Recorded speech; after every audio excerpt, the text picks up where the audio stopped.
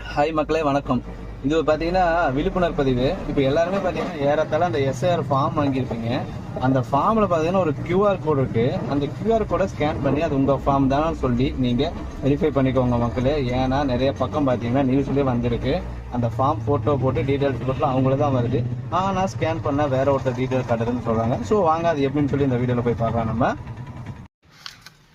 மக்களே பார்த்தீங்கன்னா அந்த NVSP அந்த ஓட்டர் ஐடி ப்ளே ஸ்டோரில் போட்டு நீங்கள் அந்த ஆப் இன்ஸ்டால் பண்ணிக்கோங்க.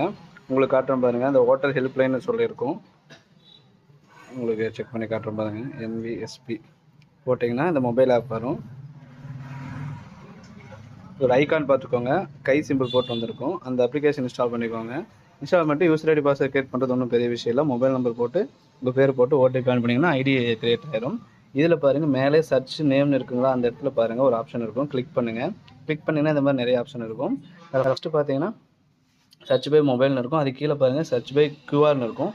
அந்த QR ஓப்பன் பண்ணிவிட்டு ஸ்கேன் பண்ணுங்கள். இப்போ நான் ஸ்கேன் பாருங்கள். QR ஸ்கேன் ஆனோடனே நம்ம டீட்டெயில்ஸ் காட்டும். இதில் பாருங்கள் நம்ம கொடுத்த ஃபார்ம்லேயும் நம்மளுக்கு ஆன்லைன்லேயும் ஒரே மாதிரி இருந்தால் மட்டும்தான் அது உங்களோட ஃபார்ம். இல்லைன்னா உங்களுக்கு ஃபார்ம் ரிஜெக்ட் ஆகுது கூட ஒரு வாய்ப்பாக இருக்கும். ஸோ எல்லோரும் ஸ்கேன் பண்ணி உங்களோட டீட்டெயில்ஸ் கரெக்டாக இருக்குதான்னு பார்த்துக்கோங்க மக்களே. தெரியாத மக்களுக்கு நிறைய பேர் ஷேர் பண்ணிக்கோங்க. இந்த மாதிரி நல்ல நல்ல அப்டேட் தெரிஞ்சுக்கலாம். நம்ம சேனல் சப்ஸ்கிரைப் பண்ணி வச்சுக்கோங்க. நன்றி, வணக்கம்.